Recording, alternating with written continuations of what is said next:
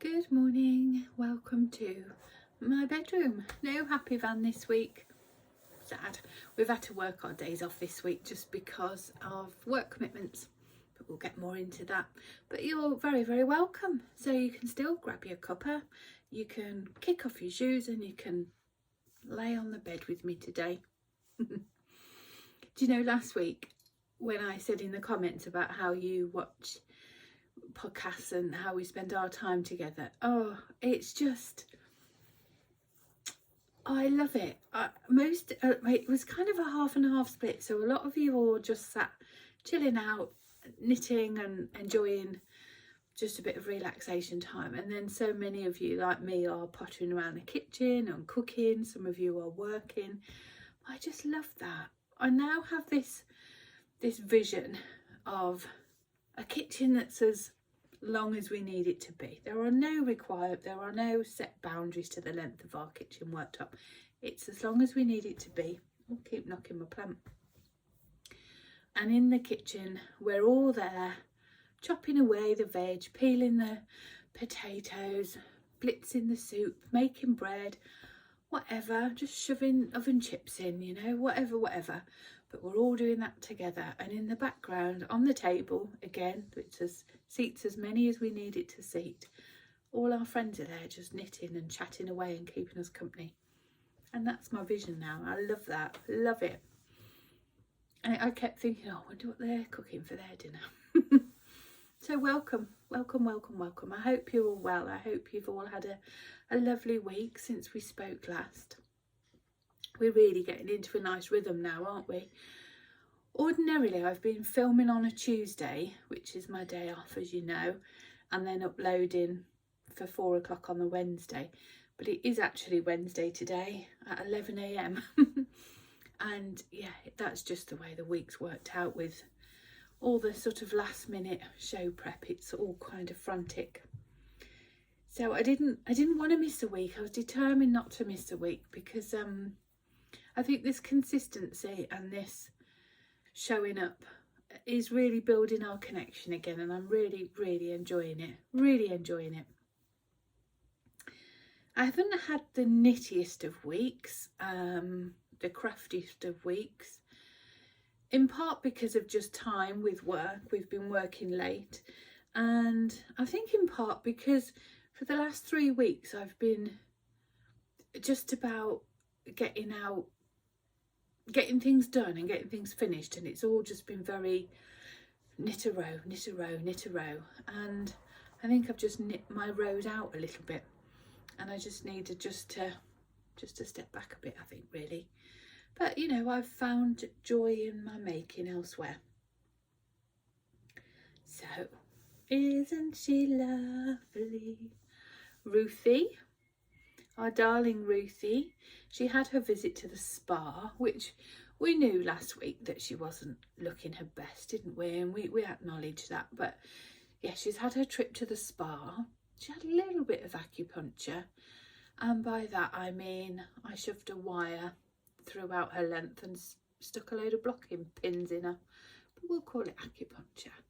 So yeah, she had a spa treatment, she had a little bit of acupuncture, and I think you'll agree she looks glorious. Oh, I love her. I love her. I couldn't be more pleased with it. And I want to retract something I said last week and to apologise. So last week I said that I observed from the minute I knit it and I cast on with this straight edge, I kind of wished it was at a point. But you know, I want to take that back, and I want to take that back for a couple of reasons. I don't ever want our space here to be negative. You know, there's enough negativity out there, isn't there? My opinions are my opinions, and they're valid, and if I think there's something wrong with a pattern, or if I feel ripped off or whatever, then I will of course voice it. But there's absolutely nothing wrong with this pattern. I would pay for it over and over again, and I would knit it over and over again, and The designer intended it to look like this, and I loved it looking like that, and I bought it, and I want to just leave it at that. The pattern is perfect, just the way she is, and I love her. I truly, truly love her, and I definitely will make another. So, Ruthie, let's recap. You start at one end here with a cast on. You've got an I-cord edge at this end, and then this fluffy, which you won't have been able to see until now, has got little eyelets in it all the way along. And when I was knitting it, I thought, I almost didn't bother, if I'm honest. Yeah, I almost didn't bother, purely because I thought with the fluff, you can't see it. What's the point, really? Again, you know, these designers, they know what they're doing. When I put the blocking wires, not through the I-cord, I put the blocking wire through the pink, and I sort of interwove it through the eyelets. Every eyelet, I wove it in and out between all the eyelets. And then I didn't put a pin in each eyelet, but just putting the blocking wire through it, just open those eyelets up just a little bit, you know, you can see. And it's a really, really beautiful feminine touch at the end. I honestly, I think it's stunning. Can you see there? I made a boob, look. I didn't even notice until I was blocking it. And when it was on the blocking mat, on the bed, spare bed, it was Mum and Dad's bed, but they weren't in it. It really stood up. So we're just going to call that a rare stitch. So I have a beautiful rare stitch in my row of pink. I just adore her. You increase to a centre point, then you knit straight, and then you do all the decreases. And honestly, I wouldn't change a thing. I said last week that I'd made a few mistakes throughout, and I just fudged the numbers. I just made sure that my stitch count was right. The Ruthie is written where it's charted, but also line by line, so you can literally tick off each line as you're going along, and after each repeat it gives you the stitch count that you should get. I don't even know if it's each repeat or every so many rows. And as long as my numbers were right at that point, if I had to do a knit two together or pick up a stitch, that's what I did. And can you tell? Absolutely not. Of course you can't. You're never going to see in something as beautiful as this that there's a few of these little flowers not lined up right. You'll never notice. And I just love her. Using this Yak Singles yarn, which I think I said in our first chat about this shawl, I ordered in error at the time, but I kept it just because it was more faff than it was worth to return it. But I've never used it. I've never knit a singles yarn before. This was the first time, and it's absolutely beautiful. The drape and the weight of it is just lovely. Absolutely beautiful. I've told you before that let's pop her back on. Do you know, it's a lovely day. You can see I'm sat up in my bedroom here, and I've got windows, skylights here, and it's not cold at all. It's beautiful. But I've been wearing this all morning. I'm not overheated. I don't feel troublesome. But when I took it off to show you there, you can really tell that you've had it on. It was like, ooh, I just love it. So pretty. I think it's one of those shawls that you could certainly wear. You could dress it up or down, you know. You could wear it as part of an outfit, going out for a meal, or you could equally just pop it on under your coat and wear it walking the dog, you know. It's just beautiful. I love it. I can imagine it with a little bit of sparkle in it as well. It's definitely reignited my interest in knitting shawls, that's for sure. I told you at the time that we were going to have other colour options available for Southern Wool Show, which is this weekend, and we have indeed done that now, and they're all labelled, and oh my goodness, they're the cutest thing, and I've brought them to show you. I'll also give you an insight into my working relationship with Nick. Here they are. Oh, aren't they glorious? Aren't they just cute as a button? So I obviously used this one, which is our kissing colourway. And then I just asked Nick for I sort of gave him a palette. We wanted some poppy colours. So we knew we wanted Pickle, which is this one, and Forager. Red Wine, our most popular colourway. We were thinking of ones that would specifically go with the grey, the undyed yarn, really. That tealy blue is going to look lovely. Orange. French knickers. Oh, look, you're getting blown out now. That's, oh, it's a really, we've had that colourway for years. Oh, there you go. It's pastel pink. And then this sort of honey mustard colourway. And this one's a new one that we've done on a tonal, which I love, and Tropical Peach, I think it's called. Oh, I just love them. And all I can see now is like a stripe jumper. I showed them on Instagram yesterday for the first time, and a few people said about doing a stripe jumper, sort of every other colour in a stripe. Oh, they're so cute. I immediately, we've putting these under our pick and, you know, we have our pick and mix minis. We have 160 some 10-gram mini skeins always in stock. And when we go to shows, they're on this great big sort of four-sided stand, and they look so impactful. They really do pack a punch. And I said to Nick immediately, I said, I want another stand now. I want pick and mix floofs all the time. Every colour in a pick and mix floof. To which Nick looked at me and said, what the bloody hell do you want all them for?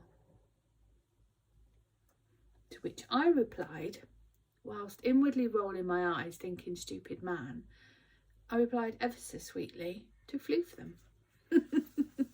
To pet them, to love them. Because I can, because why not? I do love cute things, mini things.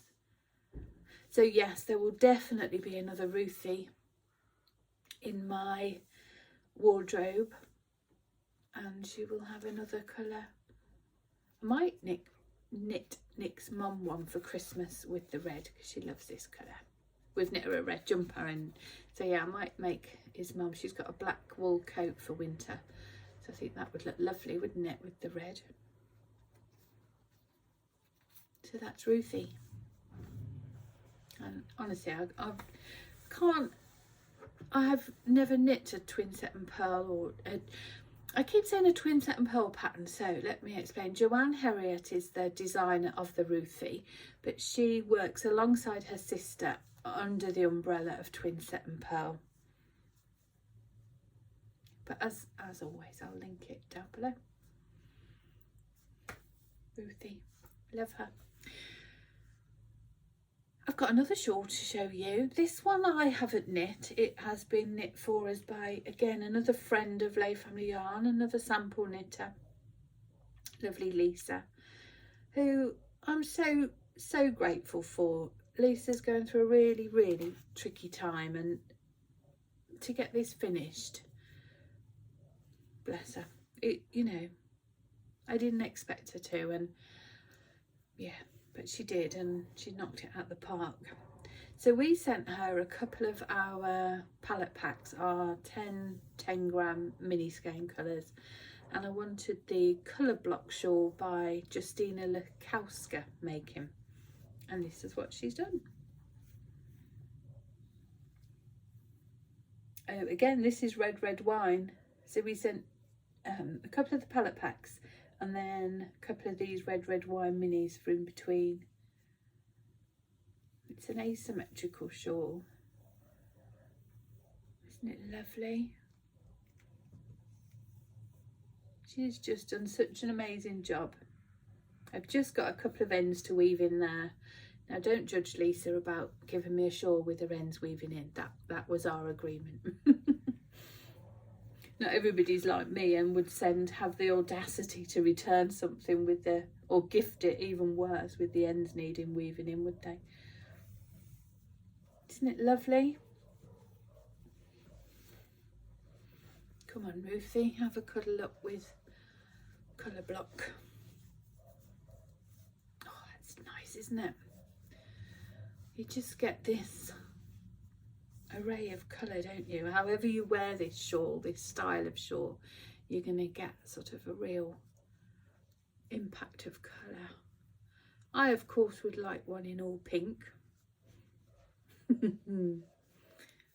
Or, I tell you what else I'd like it in, frosted eucalyptus.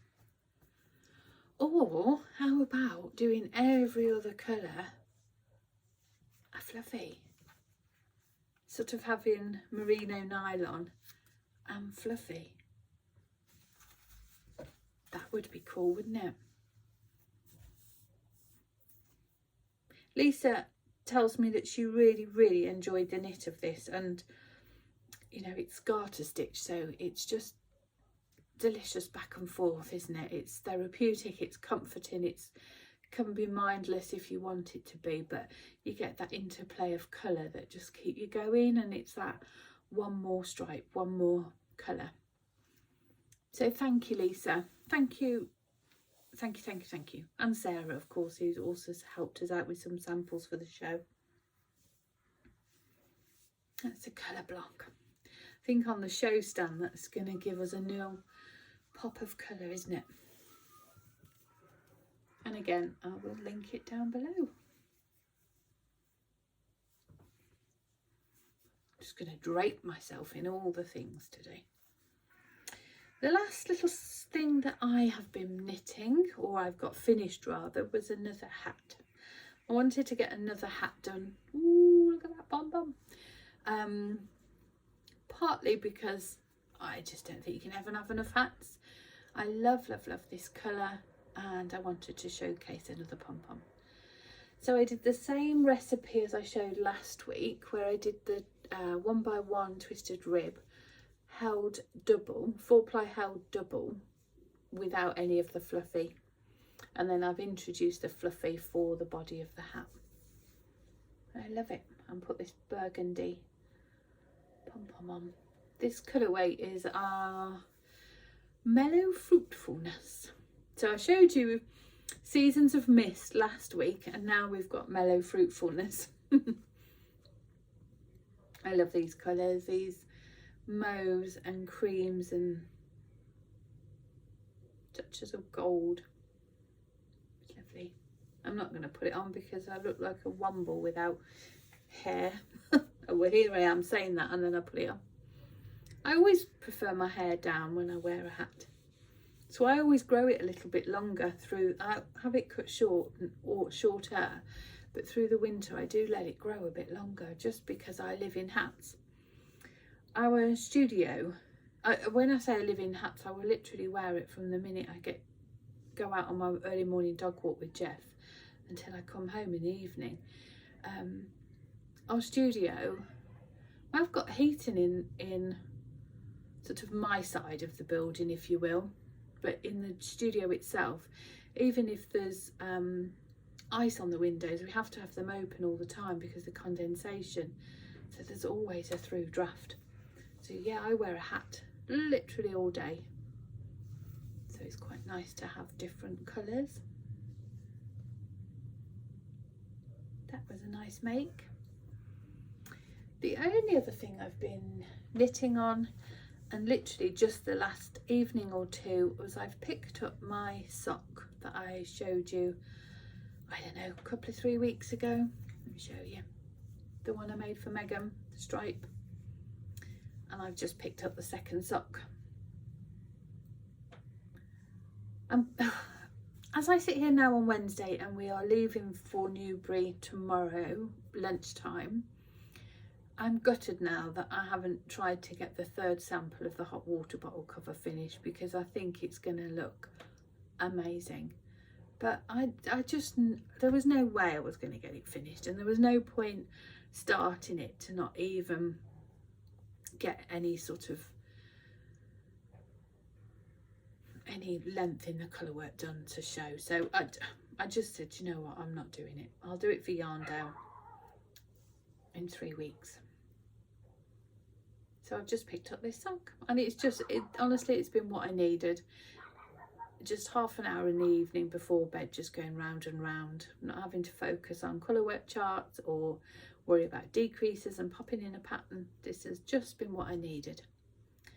So I'm hoping today to get the heel turn complete, and then I can just whiz down the foot over the few days we're away, if I get a minute, or if I can be bothered, or if I'm, you know, feel up to it. We are going down early. The setup for the show is Friday at 2 o'clock. 2 till 7 is setup time. So in theory, it's a couple of hours, 2.5 hours for us to get there. So ordinarily we would have just gone on the Friday morning. But you know, we've done that so often now, and we go straight to the venue. We get up in the morning, pack the van, load the van up, go and get petrol, all the things, drive straight to the venue, like literally drop Jeff with mum and dad, or he stays in the van with one person, and then, like, if it's Megan with us, he'll stay in the car with me in the van, and then Nick will go and work with Megan, and then she'll come and switch out with me, and we'll take it. And then we get to the venue, our Airbnb, at about, I don't know, 7 o'clock, and we're starving. Obviously we take a packed lunch with us and a flask, but it's such an exhausting day that you almost feel wrung out before the show actually starts. So we've just decided to invest in ourselves this year, and we have booked the Airbnb from tomorrow, Thursday. So we'll be going, we can't get in till 3 o'clock, but we'll be there as soon as we can at 3 o'clock. We've got a beautiful Airbnb. My mum and dad are coming with us to have Jeff. It's got beautiful private gardens with access to the woodland. It's lovely. It's really, really lovely. So we're going to, yeah, take a steady drive down tomorrow, get settled, get Jeff settled, go for a lovely walk tomorrow afternoon, have a nice meal. Friday morning again, I can go on a nice explore and an adventure with Jeff. A leisurely breakfast or a brunch, a snack in the afternoon, and then we can go and get the stand set up before coming back for our evening meal. And we're hoping then that it's not going to be too exhausting. We're also not coming home on the Sunday after we close down. We're going to stay and come home Monday morning, which again we have done, but we rarely do. But of course, when you get home, you've got to then unload the van, even if you just drop it off. But by then it's like 11 o'clock at night, you know, and we're unloading the van to take it back to the rental company, and it's a lot. So we've just decided to invest in ourselves. We figured if these shows are to be sustainable and to be able to continue to do them, we have to find a way of managing it in a more gentle way to ourselves. So that's all the knitting, but I do have exciting news. Do you remember last week I asked you, I was showing you some of my special skeins, and I said maybe we could have a knit along about using our special skeins, and loads of you in the comments said that would be a lovely idea, and it would be the push you needed to use to free those skeins. You know, let's enjoy them and celebrate them and in all their glory.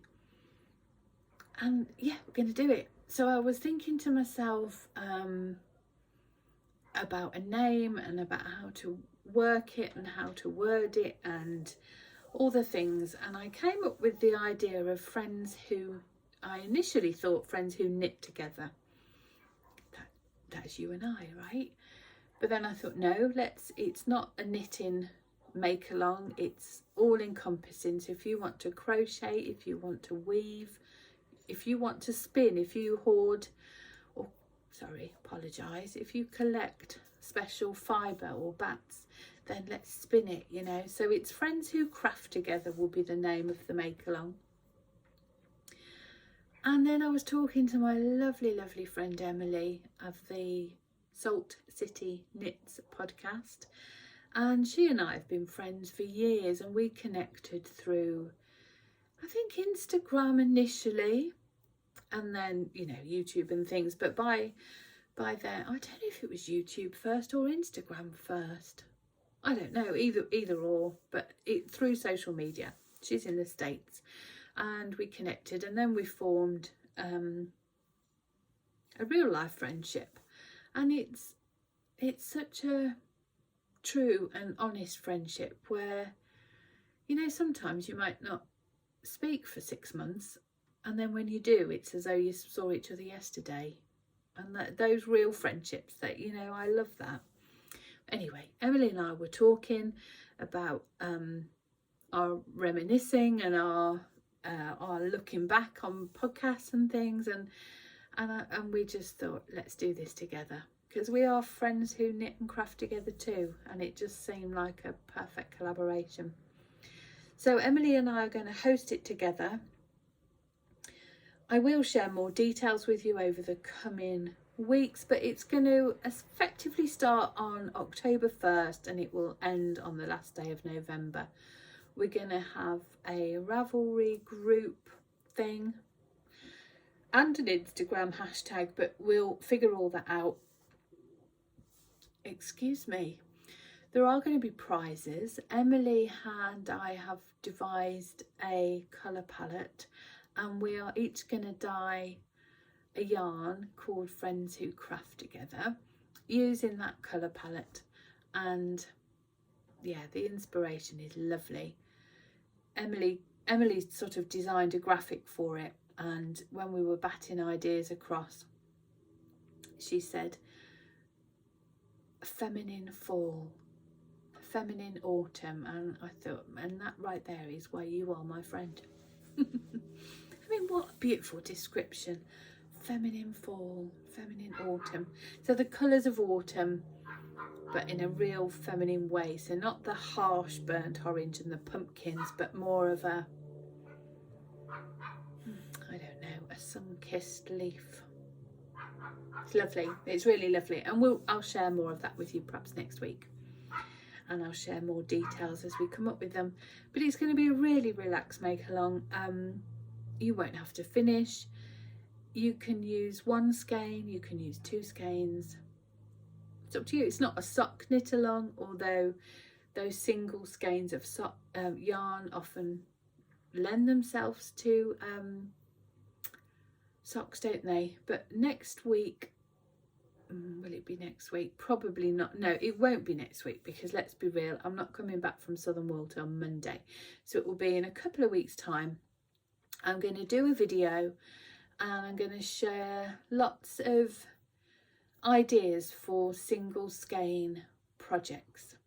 So if you have any, drop them down in the comments below, and then I'll curate a video so to share inspiration.